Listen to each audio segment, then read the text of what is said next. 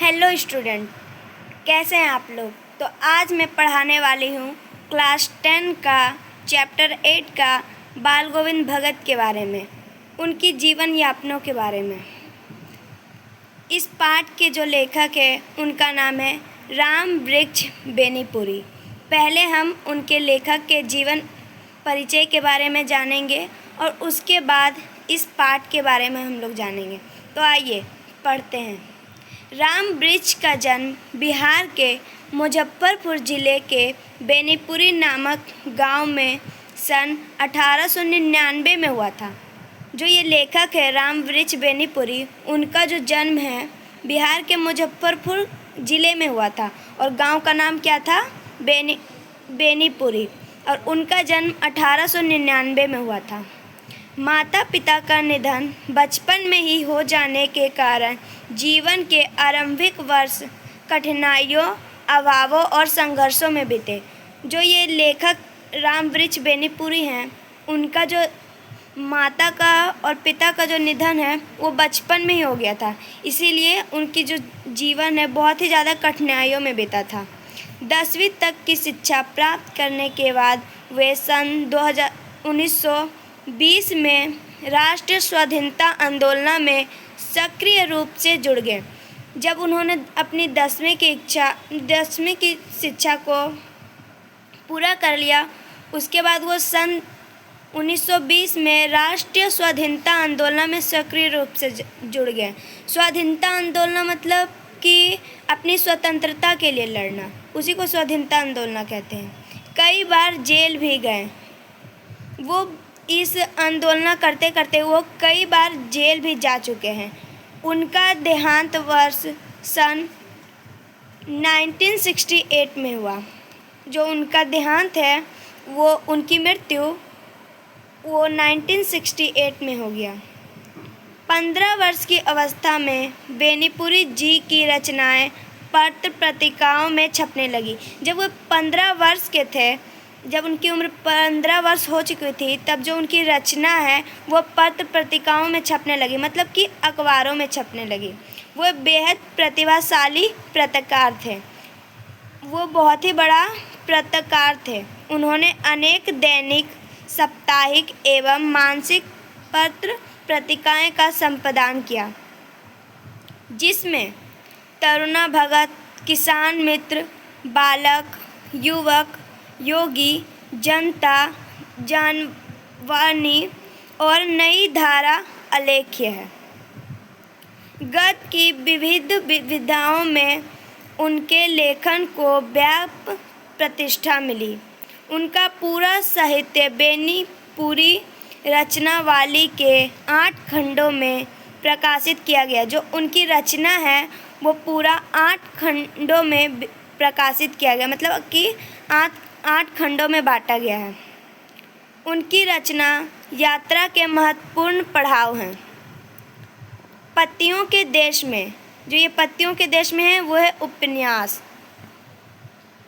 चीत के फूल कहानी, अम्रपाली नाटक, माटी की मूर्तें रेखा चित्र, पैरों में पंख बांधकर यात्रा वृत्तांत, जंजीरों और दीवारें संगमरमर। मतलब ये संगमरमर मतलब होता है कि जो हम याद करके जिस कहानी को लिखते हैं, जिसे हम याद करके जिस कहानी को लिखते हैं उसी को बोलते हैं संगमरमर। उनकी रचनाओं में स्वाधीनता की चेतना, मनुष्यता की चिंता और इतिहास की युग्मरूप व्याख्या है। विशिष्ट शैलीकार होने के कारण उन्हें कलम का जादूगोड़ा कहा जाता है। ये सबसे इम्पोर्टेंट क्वेश्चन है, आपके एग्ज़ाम में पूछा जा सकता है कि कलम का जादूगोड़ा किसे कहा जाता है, तो आपका आंसर होगा राम वृक्ष बेनीपुरी। तो हमने ये पढ़ लिया, इन लेखक के, इस पाठ के जो लेखक है उनके बारे में पढ़ लिया। अब आइए हम चैप्टर को स्टार्ट करते हैं। तो इस चैप्टर का नाम है बाल गोविंद भगत। तो हम इस चैप्टर में बाल गोविंद भगत के ही बारे में पढ़ने जा रहे हैं। बाल गोविंद भगत मंझोले कट के गोरे चिट्टे आदमी थे, जो बाल गोविंद भगत थे वो मंझोले मतलब ना तो वो ज़्यादा लंबे थे और ना ही ज़्यादा छोटे थे, मीडियम साइज का थे। और गोरे चिट्टे मतलब वो गोरे थे, 60 से ऊपर के ही होंगे। जो उनकी उम्र है वो 60 से ऊपर की ही होगी। बाल पक गए थे, जो सारे बाल है वो पूरा पक चुके थे, मतलब पक के सादा हो चुके थे। लंबी दाढ़ी या जटाजूट तो नहीं रखते थे, मतलब वो लंबी दाढ़ी तो नहीं रखते थे, किंतु हमेशा उनका चेहरा सफ़ेद बालों से ही जगमगा किया रहता। वो ज़्यादा तो लंबा दाढ़ी नहीं रखते थे, लेकिन उनकी जो चेहरा हमेशा सफ़ेद बालों से ही जगमगाता था, मतलब उनके बाल जो थे पूरा सफ़ेद थे। कपड़े बिल्कुल कम पहनते थे। जो वो बाल गोविंद भगत है वो कपड़े बहुत ही कम पहनते थे। कमर में एक लंगोटी पात्र और सिर में कपिर पट्टियों किसी कनपट्टी टोपी। वो कपड़े जो थे बहुत ही कम पहनते थे। कमर में बोले तो एक लंगोटी पात्र पहनते थे और सिर में एक टोपी पहनते थे, एक छोटा सा टोपी पहनते थे।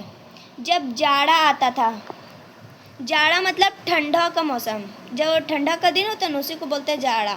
जब जाड़ा आता था एक काली कम्बल ऊपर से ओढ़े रहते थे। जब ठंड का मौसम आता था तो काला कलर का कम्बल जो होता है वो ओढ़े रहते थे। मस्तक पर हमेशा चमकता हुआ रामानंदी चंदन, जो नाक के एक छोर से ही औरतों के टीके की तरह शुरू होता था। वो मस्तक मतलब बोले तो सिर, हमेशा एक नंदन का चंदन, मतलब वो हमेशा चंदन लगाए हुए रहते थे, जैसे औरतें नाक से लगाती है सिर तक वैसे ही। गले में तुलसी की जाड़ों की एक मेडोल माला बांधे रखते थे। जो गले में है वो तुलसी की एक माला पहने रखते थे। ऊपर की तस्वीर से यह नहीं माना जाए कि बाल गोविंद भगत साधु थे, मतलब ये आप लोग को पढ़ के लगा कि वो कम कपड़ा पहनते थे, गले में तुलसी की माला, तो वो भगत थे। नहीं, वो भगत नहीं, साधु नहीं थे, बिल्कुल नहीं। वो गृहस्थ है, मतलब जैसे कि गृहस्थ मतलब बोले तो एक किसान, एक जैसे घर में आपके मम्मी पापा होंगे वैसे ही। उनकी गृहिणी का तो मुझे याद नहीं है। लेखक बोल रहा है कि उनकी गृहिणी मतलब उनकी पत्नी, जो बाल गोविंद भगत की पत्नी, उनके तो मुझे याद नहीं। उनके बेटे और पतोहू को तो मैंने देखा था। पतोहू मतलब होता है बहू। थोड़ी खेती बाड़ी भी थी। जो बाल गोविंद भगत के पास है वो थोड़ी, उनके पास खेती बाड़ी मतलब थोड़ा बहुत खेत भी था। एक अच्छा साफ सुथरा मकान भी था। उनके पास एक अच्छा साफ सुथरा मकान भी था, मतलब मकान मतलब घर। किंतु खेती बाड़ी करते थे, और वो खेती बाड़ी करते थे मतलब खेत में जैसे किसान काम करते वैसे करते थे। परिवार रखते भी। बाल गोविंद भगत साधु थे, साधु की सब परिभाषाओं में खरे उतारने वाले। इसमें ये कहा जा रहा है कि बाल गोविंद भगत साधु तो नहीं थे, लेकिन वो साधु की तरह सारे परिभाषाओं से खरे उतरने वाले थे। कबीर को साहब मानते थे। जो बाल गोविंद भगत थे वो कबीर को साहब मानते थे। साहब मतलब वो अपने जीवन में सबसे उच्च दर्जा कबीर को ही देते थे। उन्हीं के गीतों को गाते, उन्हीं के आदेशों पर चलते, मतलब उनकी कबीर के जो गीत है उन्हीं को वो गाते। उन्हीं के आदेशों मतलब आदेशों पर ही चलते थे। उन्हीं की कहना, आदेश मतलब कहना जो बोलते हैं ना, उन्हीं के आदेशों पर चलते। कभी झूठ नहीं बोलते, वो कभी भी झूठ नहीं बोलते थे। खरा व्यवहार रखते। किसी से भी दो टुक बात करने में संकोच नहीं करते। दो टुक बात करने में संकोच नहीं करते, मतलब किसी से भी 2 वर्ड बोलने में कोई भी तरह का उनको घबराहट नहीं होता था। ना किसी से खमखड़ा झगड़ा मोल लेते, और ना ही वो खमखड़ा झगड़ा मतलब बेकार का झगड़ा किसी से भी नहीं मोल लेते थे, मतलब बेकार का झगड़ा वो किसी से भी नहीं करते थे। किसी की भी चीज़ नहीं छूते। वो किसी की भी चीज़, किसी भी किसी की भी वस्तु को नहीं छूते थे, ना बिना पूछे व्यवहार में लाते। व्यवहार मतलब उपयोग, ना ही बिना पूछे उपयोग में लाते। इस नियम को कभी कभी इतनी बारीकी तक ले जाते कि लोगों को कुल्हाल होता। मतलब वो उनकी जो रहन सहन को देख के कुल्हाल होता, मतलब लोगों को कुल्हाल होता, मतलब अजीब लगता। कभी वह दूसरे के खेत में शौच के लिए भी नहीं बैठते। वो कभी भी दूसरे के खेतों में शौच के लिए नहीं बैठते थे। शौच मतलब आप लोग समझ गए होंगे। वह गृहस्थ थे, लेकिन उसकी सब चीज़ साहब की थी। लेकिन वो गृहस्थ थे, लेकिन उनकी सब चीज़ साहब की थी। साहब की मतलब वो अपने जीवन में कबीर को ही साहब मानते थे। तो इसी वही कहा जा रहा है कि उनकी सब चीज़ साहब की थी, मतलब कबीर की थी। जो कुछ खेत में पैदा होता, सिर पर लादकर अब पहले उसे साहब के दरबार में ले जाते। जो भी कुछ उनके खेतों में पैदा होता था, वो सिर पर लादकर कबीर के दरबार में ले जाते थे पहले उसे, जो उनके घर से 4 कोस दूरी पर था। अब देखिए यहाँ पे बताया जा रहा है जो कबीर का दरबार था उनके घर से 4 कोस की दूरी पर था। ये भी क्वेश्चन एग्जाम में पूछा जा सकता है। एक कबीर पट्टी पट से मतलब वह दरबार में भेंट रूप रख लिया जाकर प्रसाद रूप में जो उन्हें मिलता उसे घर लाते और उसी से गुजारा करते। मतलब वो जितना भी पैदा होता था उनके खेतों में, वो कबीर के दरबार में ले जाते थे और उन्हें रख देते थे, और जितना भी प्रसाद रूप में उन्हें भेंट में मिलता वो अपने घर में बचा खुचा हुआ जो भी ले जाते थे और उसी से वो गुजारा करते थे। मतलब उसी से वो अपनी फैमिली को चलाते थे। इन सब के ऊपर मैं तो मुग्ध था।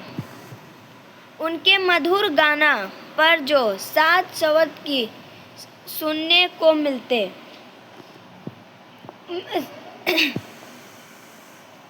कबीर के वे सीधे साधे पद जो उनके कंठ से निकलकर सजीव हो जाते। इसमें कहा जा रहा है कि कबीर का जो सीधा साधा पद है वो उनके कंठ से निकलकर सजीव हो जाता। मतलब वो इतना अच्छा कबीर के पद को गाते थे कि सुनने में ना बहुत अच्छा लगता था। आषाढ़ की रिमझिम है। आषाढ़ मतलब जून जुलाई का टाइम, उसी को हिंदी में आषाढ़ बोलते हैं। समूच गांव खेतों में उतर पड़ा था। कहीं हल चल रही है, कहीं रोपण हो रही है। मतलब जो रिमझिम जून जुलाई के टाइम में जो रिमझिम वर्षा होती है, वहाँ सारे गांव वाले अपने खेतों में थे। कहीं हल चला रहा था, मतलब कोई हल चला रहे थे, कहीं रोपण मतलब कि जो धान को रोपना होता है ना, उसी को रोपनी बोलते हैं।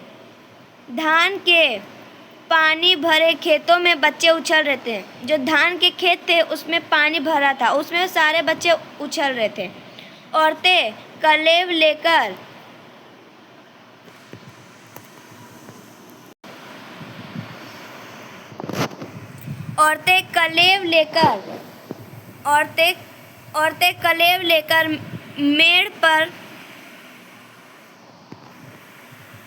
मेड़ पर बैठी थी। कलेव मतलब होता है कि जो हम लोग अपने भाषा में बोलते हैं टिफिन होता है ना, उसी को गांव के भाषा में बोलते हैं कलेव। आसमान बादल से घिरा हुआ था। आसमान जो है बादल से घिरा हुआ था, धूप का नाम नहीं था।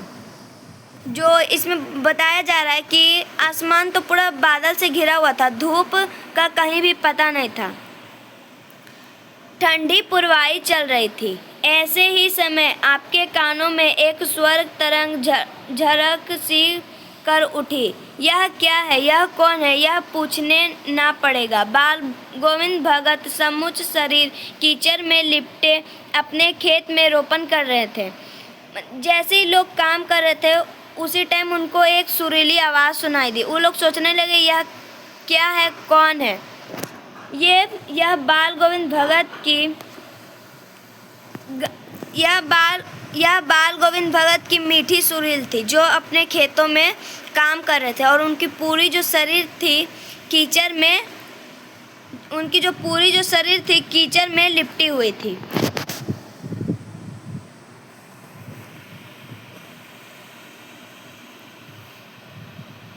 उनकी अंगुली एक एक धान के पौधे को पंक्तिबद्ध खेत में बिठा रही है।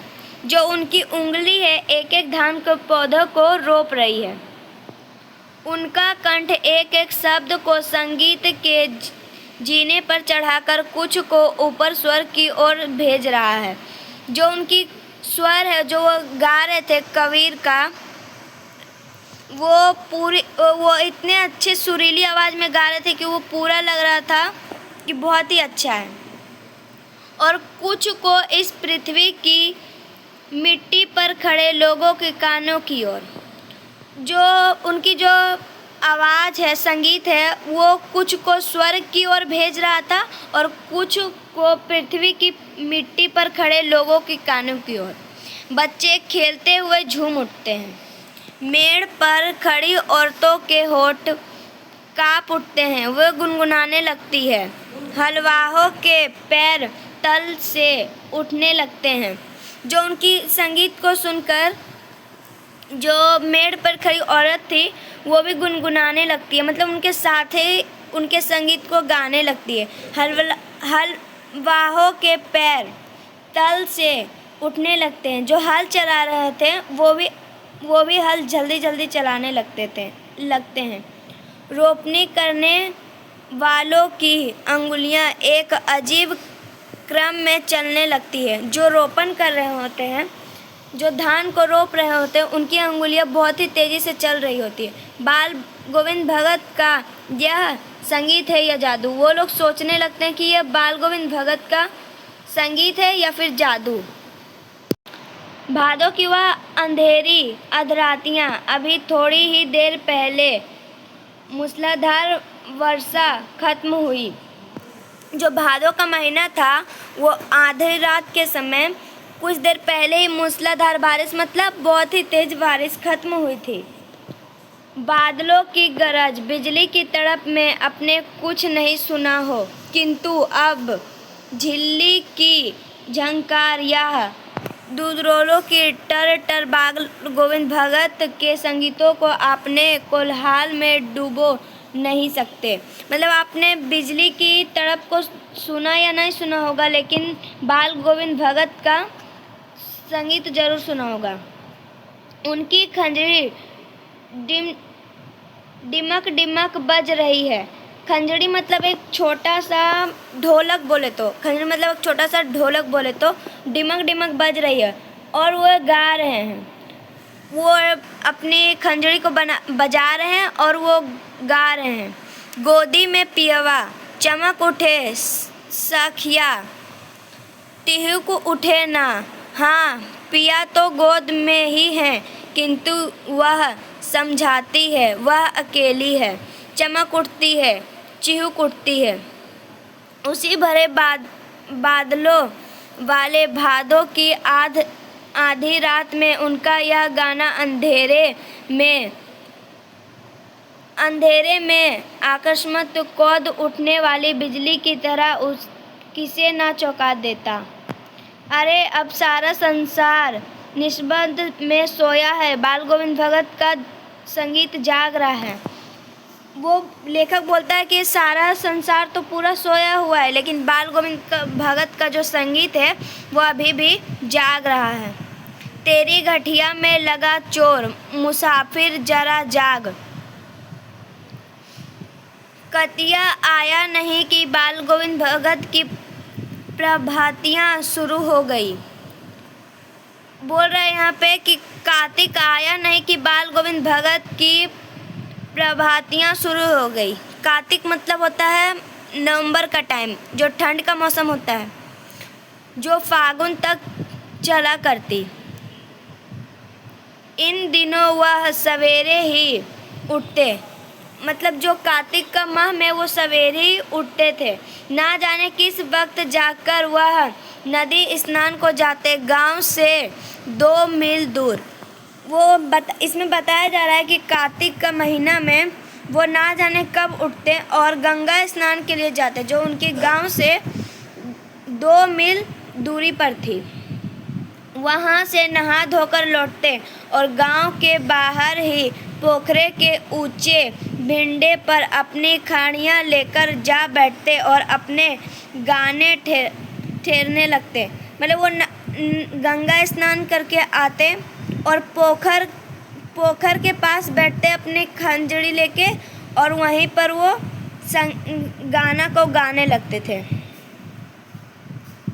मैं शुरू से ही देर तक सोने वाला था। लेखक अपने बारे में बोल रहा है कि मैं शुरू से ही देर तक सोने वाला हूँ, किंतु एक दिन माघ की उस दत्त किटकिटाने वाली भोर में भी उसका संगीत मुझे पोखरे पर ले गया था। लेखक बोल रहा है कि मैं शुरू से ही देर तक सोने वाला था, लेकिन एक दिन इतना सुबह था, इतना ठंड में भी, इतना भोर में भी उनकी जो बाल गोविंद भगत का जो संगीत है उन्होंने मुझे पोखरे तक ले गया। अभी आसमान के तारों में के दीपक बुझे नहीं थे। मतलब जो अभी आसमान के तारे के जो दीपक थे अभी बुझे भी नहीं थे। हाँ, पूरब में लोही लग रही थी जिसकी ललिमा को शुक्र तारा और बढ़ा रहा था। खेत बगीचा घर सब पर कुआस छा रहा था। सारा वातावरण अजीब रहस्य से आवृत मालूम पड़ता था। मतलब जो जितना भी खेत था, बगीचा था, घर था, उसमें सब में कुहास छाया हुआ था और सारा वातावरण अजीब रहस्य से आवृत मालूम पड़ता था। वह रहस्यमय वातावरण में एक कुश की चटाई पर पूरब मुँह काली कम्बल ओढ़े बाल गोविंद भगत अपनी खंजड़ियाँ लिए बैठे थे। उनके मुंह से शब्दों का लत लगा था। उनकी अंगुलियां खंजड़ी पर लगातार बज रही थी। मतलब उनकी जो उंगलियां हैं वो लगातार खंजड़ी पर लगातार बजाई जा रही थी। गाते गाते इतने मस्त हो जाते, इतने सुरूर में आते, उत्तेज हो उठते कि मालूम होता अब खड़े हो जाएंगे। मतलब वो गाते गाते इतने मस्त हो जाते, इतनी सुरूर में, इतने उत्तेज में हो जाते कि मालूम वो खड़ा हो जाएंगे। मतलब बैठे हैं तो मतलब वो खड़ा हो जाएंगे। कमली तो बार बार सिर से नीचे सरक रही थी। जो उनके जो शरीर पे कम्बल थे, जो काले कलर के कम्बल को ओढ़े हुए थे, वो लग रहा बार बार सिर से नीचे गिर जा रहा था। मैं जाड़े से कपकपा रहा था। लेखक बोल रहा है कि मैं जाड़े से कपकपा रहा था, किंतु तारे की छाँव में भी उनके मस्तिष्क में सब्र बिंदु जब तक चमक ही पड़ते। गर्मियों में उनकी सांझ कितनी उभस भर शाम को ना शीतल करती। जो गर्मियों के दिन में भी उनकी जो संगीत है वो सबको शीतल प्रदान करती थी। अपने घर के आंगन में आसन जमा बैठते। जो अपने घर के आंगन में वो आसन जमा बैठते। गांव के उनके कुछ प्रेमी भी जुट जाते। खंजड़ियाँ और करतालों भी भरमार हो जाती। एक पद बाल गोविंद भगत कह जाते। उनकी प्रेमी मंडली उसे दोहराती तिहराती। धीरे धीरे स्वर ऊंचा होने लगता एक निश्चित ताल, एक निश्चित गीत से। उस ताल स्वर के चढ़ाव के साथ श्रोताओं के मन भी ऊपर उठने लगते। धीरे धीरे मन तन पर हावी हो जाते। होते होते एक क्षण ऐसा आता कि बीच में खंजड़ियाँ लिए हुए बाल गोविंद भगत नाच रहे हैं। मतलब कि वो जो अपने आंगन में जो मंडलिया के साथ बैठते थे, अपने पुरुष मित्रों के साथ वो बैठते थे, वो गाते गाते इतने मस्त हो जाते, खंजड़ियाँ बजाते बजाते, कि वो एक समय ऐसा आता था कि वो नाचने लगते थे। और उनके साथ ही सबके तन और मन नृत्यशील हो उठे हैं। सारा आंगन नृत्य और संगीत से लोतपोत हो जाता था। अगर आप लोगों को वीडियो अच्छा लग रहा हो तो आप लाइक सब्सक्राइब करते रहिएगा ऐसे ही वीडियो को आगे चैप्टर को पाने के लिए। बाल गोविंद भगत की संगीत साधन का चरम उत्कर्ष उस दिन देखा गया जिस दिन उनका बेटा मर गया। इसमें बताया जा रहा है कि बाल गोविंद भगत का संगीत का साधना उस दिन देखा गया उत्कर्षण जिस दिन उसका बेटा मर गया। इकलौता बेटा था उनका, जो बाल गोविंद भगत का था वो इकलौता बेटा था। वह कुछ शुष्क और बोधोश था, मतलब उनका जो बेटा था कुछ सुस्त था, थोड़ा उनका बेटा के पास थोड़ा बुद्धि कम था, किंतु इसी कारण बाल गोविंद भगत उसे और भी मानते, और इसी कारण जो उनका बेटा था वो थोड़ा सा बुद्धिहीन था, इसी कारण बाल गोविंद भगत उसे बहुत ही ज़्यादा मानते थे। उनकी समझ में ऐसे व्यक्तियों पर ही ज़्यादा नज़र रखनी चाहिए या प्यार करना चाहिए। वो ये मानते थे कि ऐसे व्यक्ति को ज़्यादा मानना चाहिए और प्यार करना चाहिए जो थोड़ी बुद्धि में हीन हो, जिनकी इनकी ज़रूरत हो, क्योंकि ये निगरानी और मोहब्बत के ज़्यादा हकदार होते हैं। वो बोल रहे हैं कि ये जो होते हैं निगरानी और मोहब्बत के ज़्यादा हकदार होते हैं। बड़ी साध से उसकी शादी कराई थी। जो बाल गोविंद भगत है अपने बेटे की शादी बहुत ही अच्छे तरीक़ा से कराई थी। पतोह बड़ी ही सुभग और सुशील मिली थी। जो उनकी पतोह मतलब बहू जो थी वो बहुत ही ज़्यादा सुभग और सुशील मतलब संस्कारी मिली थी। घर की पूरी प्रबंधिक बनाकर भगत को बहुत कुछ दुनियादारी से निवृत्त कर दिया था। वो घर को बहुत ही अच्छे तरीक़ा से रखती थी और बाल गोविंद भगत को दुनियादारी से निवृत्त कर दिया था। उसका बेटा बीमार है, इसकी खबर रखने की लोगों को क्या फुर्सत, किंतु मौत तो अपनी और सबका ध्यान खींचकर ही रहती है। इसमें बोला जा रहा है कि कोई कैसा भी व्यक्ति हो लेकिन उसके जो मौत है अपने तरफ तो सबको खींचकर ही रखता है, खींच के ही लाता है। हमने सुना बाल गोविंद भगत का बेटा मर गया। लेखक बोल रहा है कि हमने सुना बाल गोविंद भगत का बेटा मर गया। कुतूहल बस उनके घर गया और लेखक उसके घर गया, देखकर तंग रह गया। लेखक बोल रहा है कि मैं तो देखकर तंग रह गया।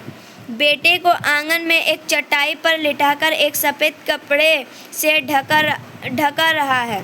वह कुछ फूल तो हमेशा ही रोपते रहते, उन फूलों में से कुछ तोड़कर उस पर बिखार दिए हैं। कुछ फूल और तुलसी दाल भी। लेखक बोल रहा है कि मैंने उसके घर गया तो उनके आंगन में एक चटाई पर लेटाकर वो अपने बेटे को लेटाए हुए थे और बगल में वो बैठे हुए थे। और बाल गोविंद भगत तो कुछ फूल हमेशा रोपते थे और कुछ वो फूलों को तोड़कर अपने बेटे के ऊपर डाले थे।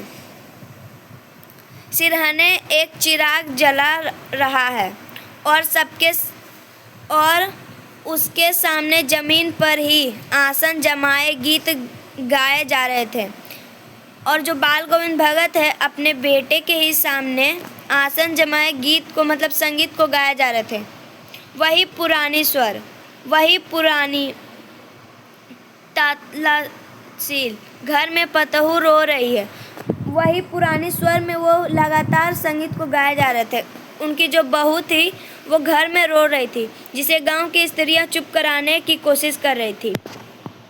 जो गांव की स्त्रियां हैं उनकी जो बहू है उनको चुप कराने की कोशिश कर रही थी, किंतु बाल गोविंद भगत गाए जा रहे थे। पर जो बाल गोविंद भगत है लगातार संगीत को गाए जा रहे थे। हाँ, गाते गाते कभी कभी पतोह के नज़दीक भी जाते और उसे रोने के बदले उत्सव मनाने को कहते।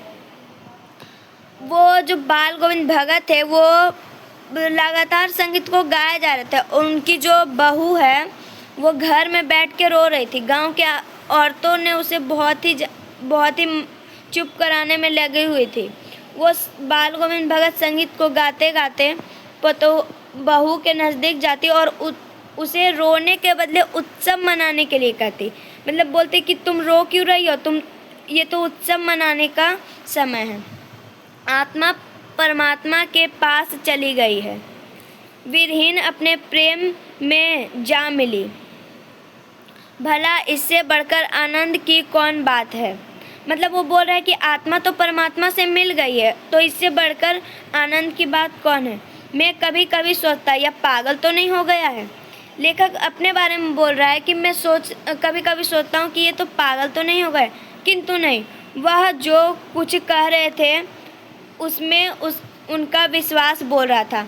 मतलब जो बाल गोविंद भगत है, जो भी कुछ कह रहे थे वो नहीं बोल रहे थे, उनका विश्वास बोल रहा था। वह चरम विश्वास जो हमेशा ही मृत्यु पर विजय होती आई है। बेटे के क्रियाक्रम में तुल नहीं किया। मतलब जो बेटे का जो क्रियाक्रम होता है ना, जो मरने के बाद होता है, पतोहू से ही आग दिलाई उसकी। देखिए, जैसे कि इसमें बोला जा रहा है कि उसने अपने बेटे की जो आग है वो अपनी बहू से दिलाई। ऐसा तो कभी आपने नहीं सुना होगा, लेकिन इसमें वही बोला जा रहा है। किंतु ज्योतिष शास्त्र की अवधि पूरी हो गई। पतोहू के भाई को बुलाकर उसके साथ कर दिया यह आदेश देते हुए कि इसकी दूसरी शादी करा देना। और जब उनकी जो क्रियाक्रम होता है, उनके बेटे की जब पूरी हो जाती है, तो उसने अपनी बहू के भाई को बुलाया और उसे आदेश दिया कि इसे ले जाओ अपने घर और इसकी दूसरी शादी करा देना। इधर पतोहू रो कर कहती, मैं चली जाऊंगी तो बुढ़ापे में कौन आपके लिए भोजन बनाएगा, बीमार पड़े तो कौन एक चुल्लू पानी भी देगा। मैं पैर पड़ती हूँ, मुझे अपने चरणों से अलग नहीं कीजिए। लेकिन भगत का निर्णय अटल था। तू जा, नहीं तो मैं ही इस घर को छोड़कर चल जाऊंगा। उसकी आखिरी दलित और इस दलित के आगे बेचारी की क्या ही चलती। मतलब वो जब क्रियाक्रम खत्म हो गया तो बाल गोविंद भगत उसके बहू के भाई को बुलाया और बोला कि इसे अपने घर ले जाओ और इसकी दूसरी शादी करा देना। फिर उसकी बहू बोलती है, अगर मैं चली जाऊंगी तो उसकी जो बहू है पूरा रो रही थी और बोलती है कि अगर मैं चली जाऊंगी तो मैं आपका खाना पीना का ध्यान कौन रखेगा, बीमार पड़ेगा तो एक चुल्लू भर पानी कौन देगा। कृपया करके मुझे यहाँ से नहीं जाने दीजिए। वो बोल रही थी कि प्लीज़ कृपया करके मुझे नहीं जाने दीजिए, अपने चरणों से अलग नहीं कीजिए। लेकिन बाल गोविंद भगत बोलते हैं कि तुम जाओ, नहीं तो मैं फिर यहाँ से इस घर को छोड़कर चली जाऊंगी। बाल गोविंद भगत की मौत उन्हीं के अनुरूप हुई। वह हर साल बाल गोविंद भगत की मौत उन्हीं के अनुरूप हुई, मतलब उन्हीं के मर्जी से हुई। वह हर वर्ष गंगा स्नान करने जाते। स्नान पर उतनी आस्था नहीं रखते जितनी संत समंग और लोग साधना पर। पैदल ही जाते। करीब 30 कोस पर गंगा थी। मतलब वो गंगा स्नान के लिए जाते और वो गंगा जो थी वो 30 कोस पर थी। साधु को संभाल लेने का क्या हक, और गृहस्थ किसी से भिक्षा क्यों मांगे। अतः घर से खाकर चलते तो फिर घर पर ही लौटकर खाते। जो बाल गोविंद भगत है वो गंगा स्नान के लिए जाते तो वो घर से खाकर जाते और फिर घर लौटकर ही खाते। रास्ते भर खंजरी बजाते गाते, जहाँ प्यास लगती पानी पी लेते। जो रास्ते भर पूरा रास्ता वो खंजरियाँ बजाते गाते जाते और जब उनको प्यास लगती थी तो पानी पी लेते थे। 4-5 दिन आने जाने में लगते। जो उनको गंगा स्नान कर आने जाने में 4-5 दिन का वक्त लगता था, किंतु इस लंबे उपवास में भी वही मस्ती थी। अब बुढ़ापा आ गया था, किंतु ठेग वही जवानी वाली। इस बार लौटे तो तबीयत कुछ सुस्त थी। खाने पीने के बाद भी तबीयत नहीं सुधरी। थोड़ा बुखार आने लगा, किंतु नेम व्रत तो छोड़ने वाले नहीं थे। वही दोनों जून गीत, स्नान, ध्यान, खेतीबाड़ी देखना दिन भर चीखने लगे। लोगों ने नहाने धोने से मना किया। जो लोग थे उन्होंने बाल गोविंद भगत को नहाने धोने से भी मना किया कि आप उतना दूर क्यों जाते हैं गंगा स्नान के लिए। आराम करने को कहा। बाल गोविंद भगत को गांव के लोगों ने आराम करने को कहा, किंतु हंसकर टाल देते थे। पर जो बाल गोविंद भगत है हंसकर टाल देते थे, बोलते हैं नहीं मैं तो जाऊंगा। उस दिन भी संध्या में गीत गाए, किंतु मालूम होता जैसे तागा टूट गया हो। उस दिन भी वो शाम के टाइम गीत गाए थे, लेकिन ऐसे मालूम होता था जैसा तागा टूट गया। माला एक एक दाना बिखरा हुआ। भोर में लोगों ने गीत नहीं सुना।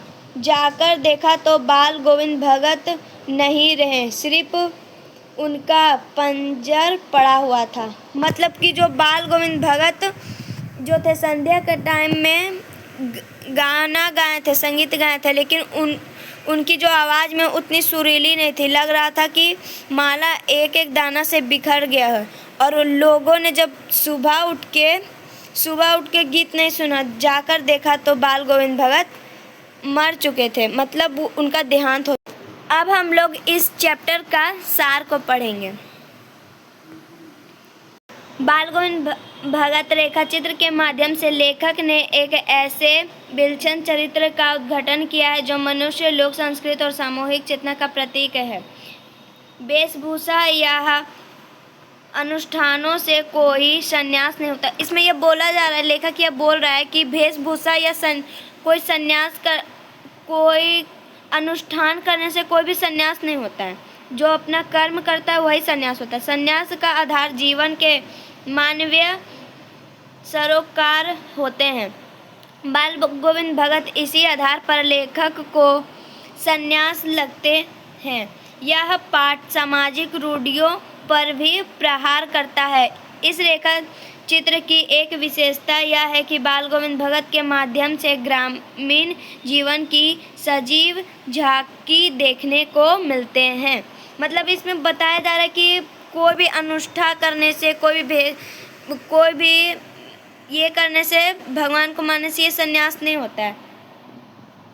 अब हम इस चैप्टर को पढ़ें, उसके कवि के बारे में पढ़ें। अब हम इस चैप्टर के शब्दार्थ को पढ़ेंगे। हाँ, तो इस चैप्टर का हम लोग अब शब्दार्थ को देखेंगे। मंझोले मतलब ना तो ज़्यादा बड़ा और ना ही ज़्यादा छोटा, मतलब वो ज़्यादा ना तो ज़्यादा बड़ा है और ना ही ज़्यादा छोटा है, मीडियम साइज का। कमली मीन्स कमल। पतोहू मतलब जो पुत्र की स्त्री या फिर बोले तो बहू। रोपनी, जो धान की रोपाई करते हैं उसी को रोपनी कहते हैं। कलेवा, सवेर का जलपान। पुरवाई, पूरब की ओर से बहने वाली हवा, जो पूरब की ओर से बहती है ना हवा, उसी को पुरवाई कहते हैं। आधारती, आधी रात, मतलब आधी रात। खंजरी, डफाली के ढंग का परंतु आकार में उससे छोटा एक वाद्य यंत्र। लोही, प्रातः काल की ललिमा। कुहास मतलब कुहार, आवृत, ढका हुआ। कूश, एक प्रकार की नुकीली घास। कूश को बोलते हैं एक प्रकार की नुकीली घास। बौद्ध, कम बुद्धि वाला। बौद्ध मतलब जिसके पास बुद्धि कम होता है, जिस व्यक्ति के पास बुद्धि कम होता है। संबल, सहारा। तो हमने इस चैप्टर में शब्दार्थ को पढ़े, उसके लेखक के बारे में पढ़े, और नेक्स्ट वीडियो में हम लोग इस चैप्टर के क्वेश्चन आंसर को देखेंगे। धन्यवाद।